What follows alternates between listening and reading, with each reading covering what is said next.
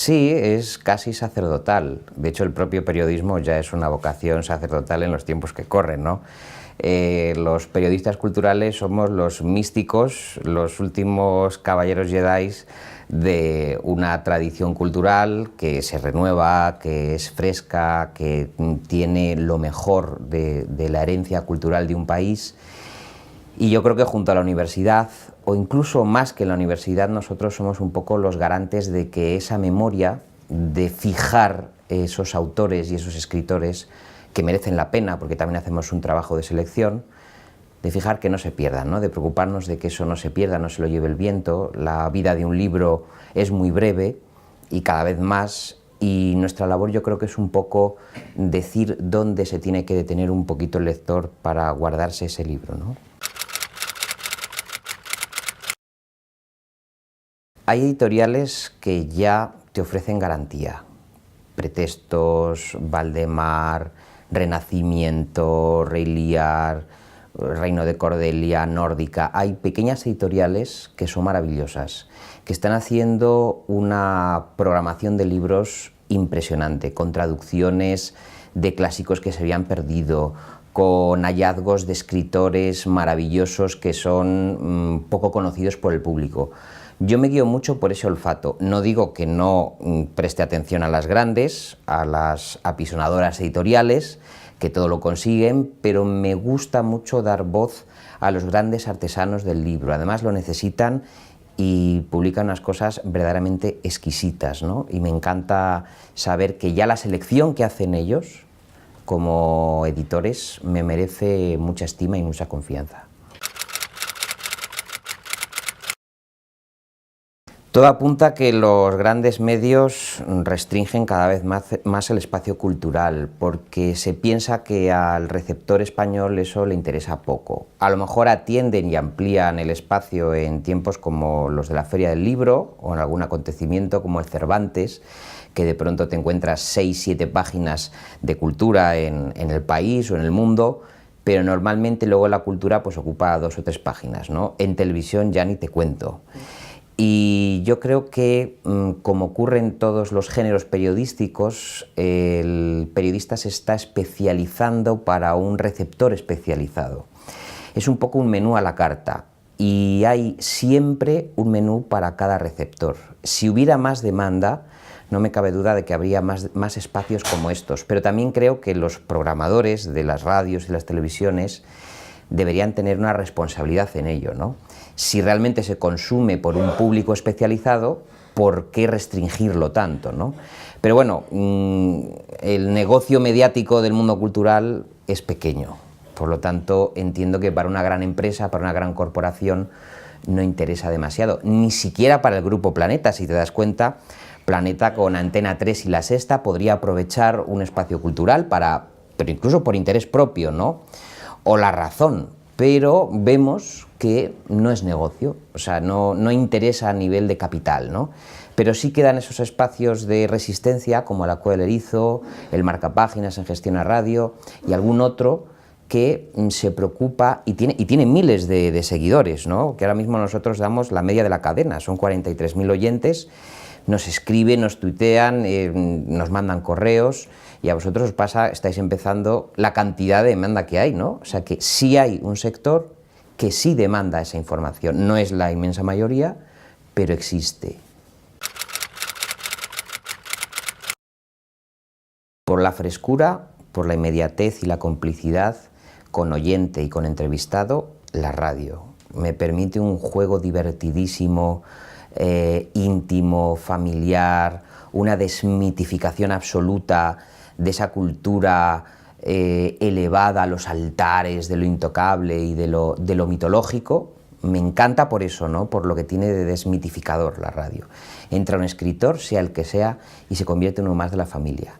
Y la parte online, pues te permite reflexionar más en profundidad, te paras más, te detienes más, consigues extraer de esos libros un montón de relaciones con otros autores, con otras literaturas, y yo creo que la parte del periodismo digital enriquece todavía más el juego familiar, que no se consigue online en la parte escrita, pero yo lo veo que se complementan los dos, ¿no?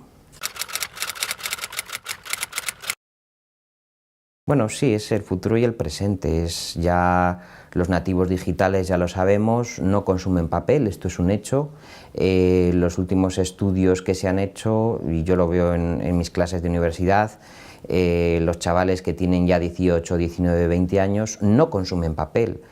Ellos han nacido en la era de Internet, en la era digital, tienen otras formas de consumo, de recepción del texto, que no son mejores ni peores, pero sí es verdad que el papel se va a convertir en ese objeto de lujo, en ese objeto exquisito, que el que quiera va a seguir comprando su periódico en papel. Van a convivir las dos formas, pero yo creo que hay alguna escena de niños pasando el dedito sobre un libro, ¿no? Porque piensan que la pantalla va a saltar y va a aparecer otra pantalla, ¿no? Es muy tierno, ¿no? Ver cómo un pequeño nativo digital pues batalla con un libro en papel como si fuera un soporte digital. Creo que ya no hay vuelta atrás, o sea, y además es bueno porque el mundo online te permite un juego riquísimo y maravilloso, ¿no?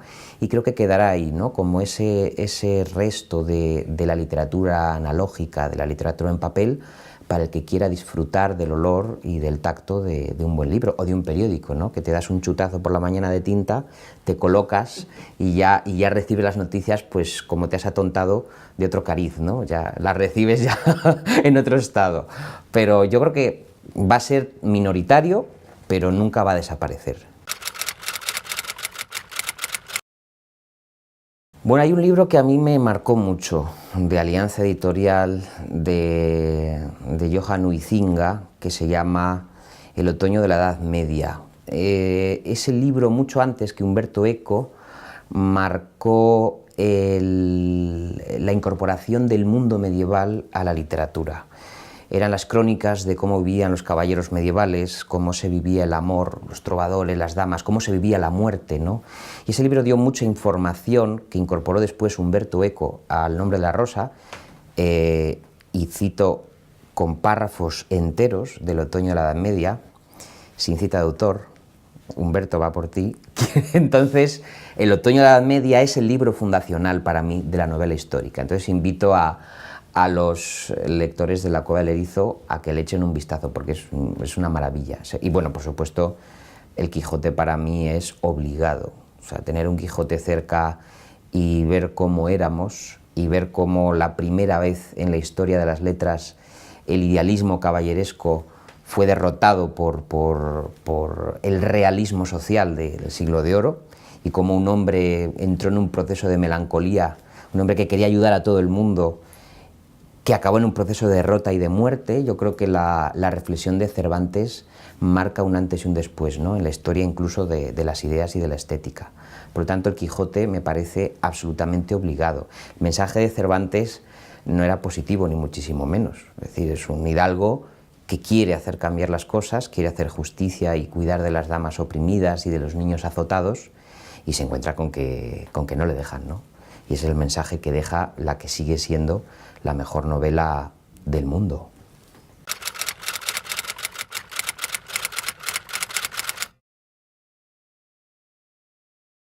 A mí me preocupaba mucho cómo recogían los medios el drama migratorio, sobre todo de las pateras y de los emigrantes ilegales. Hay como dos núcleos calientes, que son la frontera entre México y los Estados Unidos, y toda la costa del Mediterráneo y la isla Lampedusa, Marruecos y la frontera con el sur de España. Todo ese núcleo caliente focalizado en los dos continentes me preocupaba bastante, ¿no? No logro comprender que en pleno siglo XXI los países supuestamente desarrollados no encuentren una solución a la escapada que hay de África y de Sudamérica hacia ese idilio dorado, ¿no? con el paraíso del desarrollo y de la riqueza, que luego se encuentran con que no. Me interesaba ver cómo lo habían tratado personas no vinculadas a ningún interés salvo el artístico, como puede ser el cine.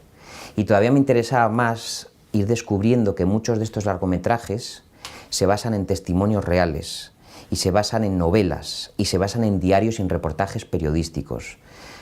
Empecé tirando del ovillo con una película maravillosa italiana que se llama Cuando naces ya no puedes esconderte, que contaba la historia increíble y real de un niño que hace un crucero del Mediterráneo con sus papás en un velero de lujo.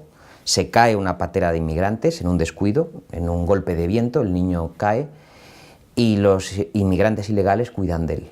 Entonces el niño va descubriendo cómo viven y el niño se hace hombre en esos días, ¿no? En un periodo muy corto. Cuando el niño llega a Lampedusa y la policía lo rescata, cuenta esa historia.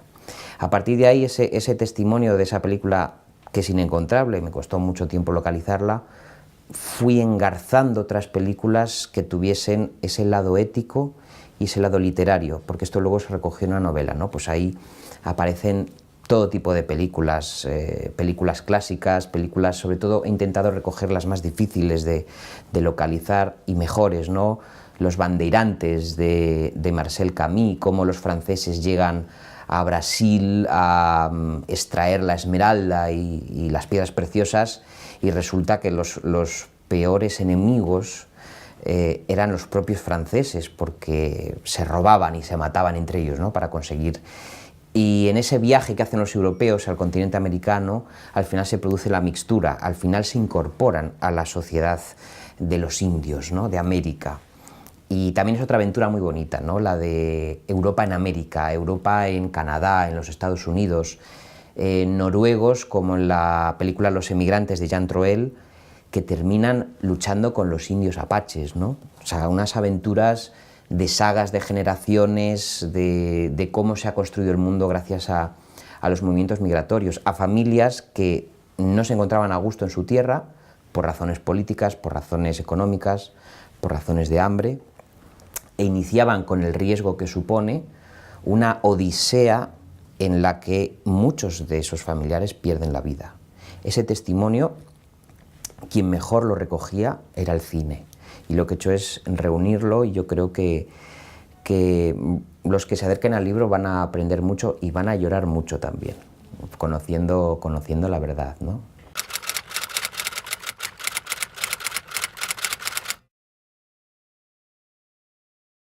Sí, sí. Tenemos cineastas como Miró, como Chus Gutiérrez, cineastas, sobre todo mujeres. Hay una voz femenina en la mirada de los inmigrantes muy cómplice, ¿no?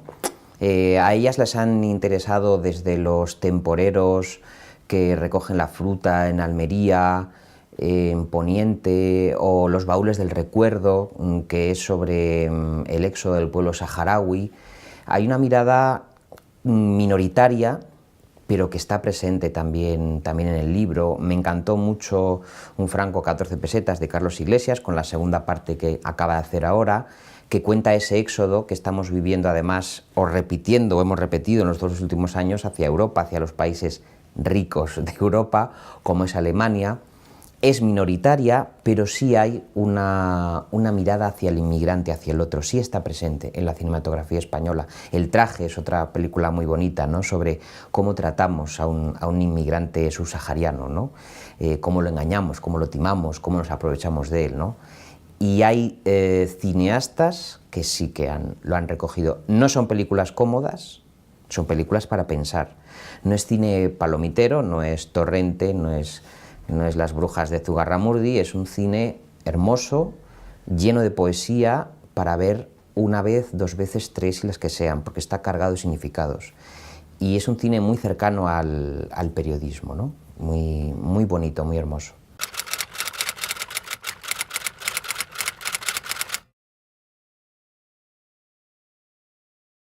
Sin duda, para mí una obra de arte, una novela o una película que no te cambia, o sea, hay un principio básico de la teoría de la recepción, que es: nadie es igual a sí mismo tras el encuentro con un texto que merece la pena. Uno no puede salir igual después de ver una película o de leer un buen libro, porque si tú sales igual que cuando entraste en contacto con ese texto, es malo. O sea, realmente o tú no estás en disposición de empaparte, o sinceramente el autor pues te deja indiferente, ¿no? Las buenas historias son las que te estremecen por dentro, te ponen los vellos de punta. Desde la historia de Abelardo y Eloísa hasta El camino de Delibes. O sea, son historias que te transforman y que que aprendes con ellas a ver el mundo, ¿no? Y que te prenden por dentro. O sea, eso para mí sería una buena obra de arte.